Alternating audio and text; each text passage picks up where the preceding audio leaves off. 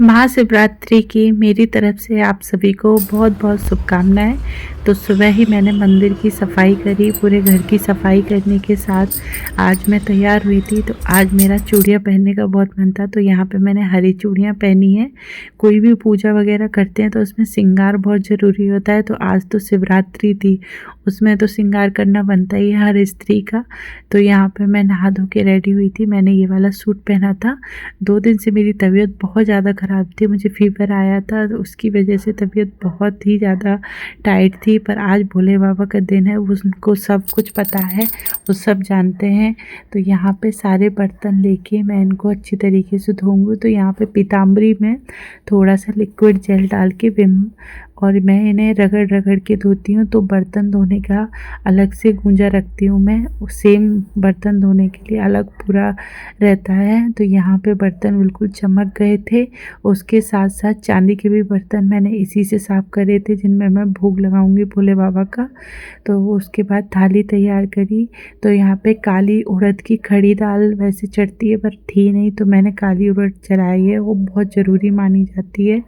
और साथ में अक्षत मतलब चावल थे, तो ड्राई फ्रूट्स थे, पसम, फूल, बेलपत्र, फल, इत्र और अबीर, गुलाल और कलावा और साथ में केले, सारी चीज़ें मैंने रखी थी। उसके बाद पंचामृत बनाया, उसमें गंगा जल, कच्चा दूध, दही, चीनी, शहद और लास्ट में घी डाल के पंचामृत तैयार था, और जनेऊ। तो यहाँ पे सिद्धि को भी मैंने सुबह तैयार हो गई थी नहा धो के, पूरा परिवार हमारा तैयार था। और यहाँ पे सबसे पहले भोले बाबा को जो स्नान कराया हमने, उनका सारा श्रृंगार जो हो रखा था उतारा। उसके बाद पंचामृत से अच्छी तरीके से उनको नहलाया। और जो पंचामृत से आप स्नान कराते हैं ना, उसको उनके शरीर पे मलना होता है अच्छी तरीके से। तो यहाँ पे युग ने कराया अपने पापा के साथ में। उसके बाद उसे अच्छी तरीके से भोले बाबा के रगड़ते हैं, उनको अच्छे से स्नान कराया जाता है उस पंचामृत से। फिर ये पंचामृत जो रहता है वो मैं एक जग में कर लेती हूँ, इन्हें पेड़ों में डालती हूँ। उसके बाद भगवान को अच्छे साफ पानी से नहलाने के बाद उनको चंदन से मलेंगे। तो मेरे पास नर्मदेश्वर हैं, तो उनको भी मैं इस तरीके से हथेली में चंदन मलती हूँ। फिर शिव परिवार को श्रृंगार कराने के बाद पार्वती मैया को सिंदूर लगाया। उसके बाद इनका श्रृंगार किया यहाँ पे भोले बाबा का। मुझे भोले बाबा का श्रृंगार करना बहुत पसंद है। और नर्मदेश्वर मेरे पास एक भोले बाबा का पूरा परिवार, उसके साथ नर्मदेश्वर हैं, तो दोनों की पूजा एक ही थाल में रख के मैंने यहाँ पे पीतल के बर्तन में करी थी। एक रुद्राक्ष की माला पहनाई, उसके बाद मैंने जनेऊ पहनाया। यहाँ पे जितना भी मुझे आता है मैं करती हूँ, जितने भी फल फूल चढ़ाए मैंने सारे। और पूजा करना आप बस मन से करिए, सब कुछ अपने आप हो जाता है जितना भी आपको आता है। यहाँ पे भस्म भी चढ़ाई है मैंने। सारी चीज़ें आप सीख जाते हैं, धीरे धीरे सिखा देती हैं चीज़ें। अबीर भी चढ़ाया मैंने यहाँ पे। उसके बाद गुलाल, अबीर गुलाल से, चंदन से, और साथ में यहाँ पे मैंने उड़द की दाल और उसके साथ अक्षत चढ़ाए हैं भोले बाबा को। और साथ में कलावा से पार्वती जी और भोले बाबा का गठबंधन यहाँ पे मैंने किया था। तो भोले बाबा का श्रृंगार हो चुका था, गठबंधन हो। भोले बाबा को बेर ज़रूर चढ़ाते हैं इस दिन, तो यहाँ पे मैंने 5 बेर चढ़ाए थे। उसके साथ बेलपत्र पे मैं ओम लिख रही थी, पर बेलपत्र थोड़े गीले थे, तो मैंने सिर्फ चंदन इस तरीके से लगा के बेलपत्र चढ़ाए थे। उसके बाद यहाँ पे हमने पूजा संपन्न करी है। मैंने फ़र्स्ट टाइम कभी ये वीडियो बनाया है इस तरीके से पूजा करते समय। और यहाँ पे फल चढ़ाने के बाद इत्र से उन्हें इत्र दिया। उसके बाद ना मैं हमेशा पार्वती जी का श्रृंगार निकालती हूँ शिवरात्रि पे। तो यहाँ पे मैंने पार्वती जी मैया का श्रृंगार निकाला है, जिसमें चूड़ी, बिंदी और लाल कलर का कपड़ा और मेहंदी। और यहाँ पे भोग लगाने के बाद दिया जलाया और आरती करूँगी अब।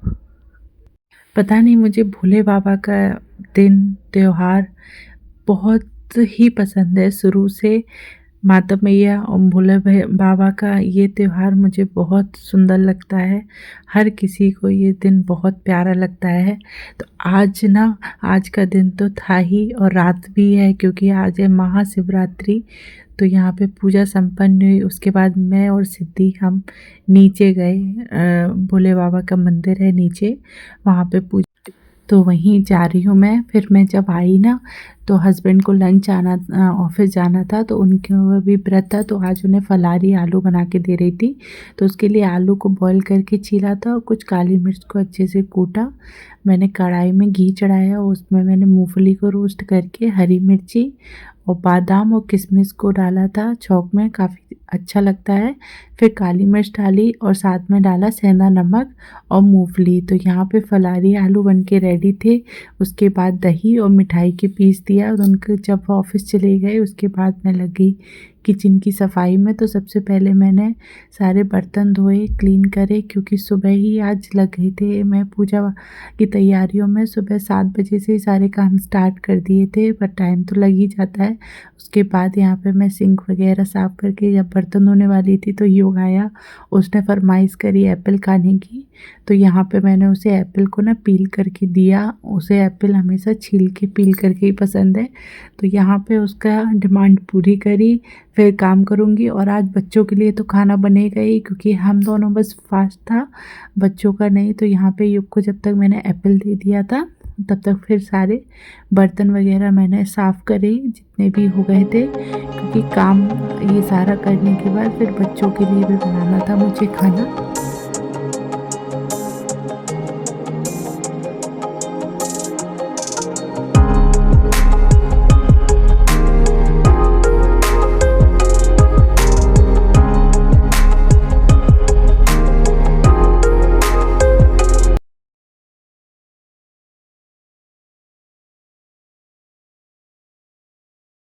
बर्तन धोने के बाद मैंने ना दूध गर्म करने के लिए भी चढ़ा दिया था।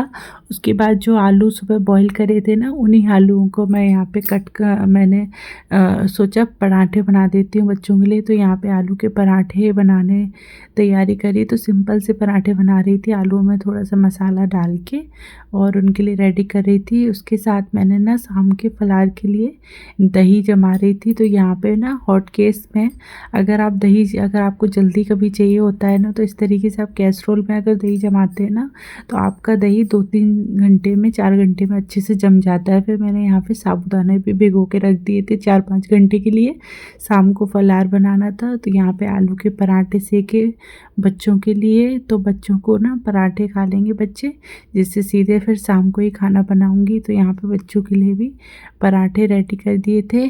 2 मैंने आलू के पराठे बना दिए थे और 2 पराठे मैंने सादा बना दिए थे। आज ना आलू थोड़े से गीले आ रहे हैं, इस समय चिप्स होना आलू आ रहे हैं ना, तो उसकी वजह से वो चिप्स पापड़ वगैरह के लिए होते हैं प्रेफर, वैसे ही गीले काफ़ी हो जाते हैं। तो यहाँ पे आलू का पराठा और दही मैंने युग को खिलाया खाना। तो युग को खिलाने के बाद ना फिर मैं किचन के भी सारे काम कर ही लिए थे। फिर थोड़ी देर युग यहाँ पे खेल रहा था, उसके साथ बैठ गई थी। तो वो यहाँ पे अपने टॉयज़ वगैरह के साथ खेल रहा था, अपनी कहानियाँ गढ़ रहा था, जो भी वो गढ़ता है। तो उसकी जो वो कहानियाँ गढ़ रहा था, मैं चुपचाप रिकॉर्ड कर रही थी। तो उसे पता तो था कि मम्मी क्या कर रही है, तो भी वो रिएक्ट नहीं कर रहा था, स्माइल देता जा रहा था। फिर मैंने यहाँ पर रेस्ट किया। उसके बाद जब शाम हुई तो शाम को भी यहाँ पर मैंने तैयारी करी ना, को मैंने भिगो के रख दिया था 2-3 घंटे के लिए, फिर इसे स्टेन करने के लिए रख दिया छलनी में। उसके बाद मैंने मूंगफली को हल्का सा रोस्ट किया और धनिया और मिर्ची को बारीक बारीक काट लिया। बस यही चीज़ें जाएंगी इस फलारी में। और यहाँ पे मैंने मूंगफली जो रोस्ट करी थी उनको दरदरा करके मिक्सी में पीस लिया। उसके बाद यहाँ पे साबूदाना डाला एक बोल में, उसके बाद जो मूंगफली हमने पीसी थी वो डाली, और यहाँ पे 3-4 आलूओं को इस तरीके से ग्रेट करके मैंने डाला है। उसके बाद धनिया, मिर्ची और फलारी वाला नमक डाल के इसका डो एक तैयार कर लेंगे। तो साबूदाना बड़ा बनाना बहुत इजी होता है। और यहाँ पे फिर ना मैंने हथेलियों पे बस घी लगाया और इन्हें राउंड सा शेप दे दिया। जो शेप आपको पसंद हो ना आप बना सकते हैं। तो यहाँ पे मैंने अपने साबूदाना बड़ा बनाए। उसके बाद मैंने घी चढ़ाया था, क्योंकि मैं घी में ही फ्राई करूँगी, क्योंकि मुझे इसका प्रसाद लगाना था।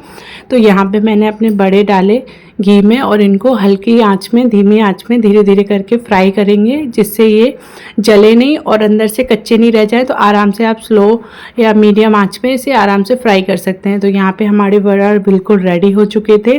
तो देख सकते हैं बहुत ही क्रंची बनते हैं और सॉफ्ट बनते हैं, अंदर से भी बिल्कुल यमी बन के रेडी हुए थे। इनके साथ खाने वाली मैंने चटनी बनाई है जो फलारी होती है, जिसमें मैंने धनिया, मिर्ची, मूंगफली वही भूंजी वाली और थोड़ा सा फलारी नमक डाल के चटनी रेडी कर ली। तो यहाँ पे मैं थाली लगा रही थी, तो उसमें मैंने 2 बड़ा और ये मैंने आलू बनाए थे फलारी वाले, ये मैंने सुबह आपके साथ रेसिपी शेयर करी थी, आप देख सकते हैं। तो तैयार है, अगर आपको अच्छा लगे प्लीज़। तो यहाँ पे मैं एक बड़ा आपको तोड़ के दिखाती हूँ कितना सॉफ्ट बन के रेडी हुआ। आप देख सकते हैं अंदर से एकदम यमी है, ऊपर से क्रंची है। तो बड़ा बिल्कुल रेडी थे। तो मैंने इन्हें ना भोग में भी यही लगाया था भगवान को। तो यहाँ पे जो मैं बनाती हूँ जो अपने लिए खाने के लिए, वही भोग में लगाती हूँ, बस वो सेंधा नमक का बना होता है। Thank you. अगर आपको वीडियो अच्छा लगे। कल जब हमने पूजा करी थी महाशिवरात्रि की, उसके अगले दिन जब हम सारी चीज़ें भोले बाबा का श्रृंगार हटाते हैं, उन्हें जो फल और जो बेलपत्र फल रहते हैं उनका क्या करते हैं, तो फल ना मैं बच्चों में बांट देते हैं और जो फूल रहते हैं बेलपत्र उन्हें मैं पेड़ों में डाल देती हूँ, वो सूख जाते हैं। और जो माता मैया को जो मैं श्रृंगार चढ़ाती हूँ उनका आशीर्वाद लेते हैं। तो ये मेहंदी जो माता मैया को मैंने चढ़ाई थी, वो मेहंदी और चूड़ी, बिंदी हमने लगाई, निखार दे सकते हैं मेरे हाथों का। हर सुहागन को ये ज़रूर करना चाहिए, क्योंकि आज का दिन ना बहुत मान्य होता है। अगर वीडियो अच्छा लगे ना, please like, subscribe. Thank you.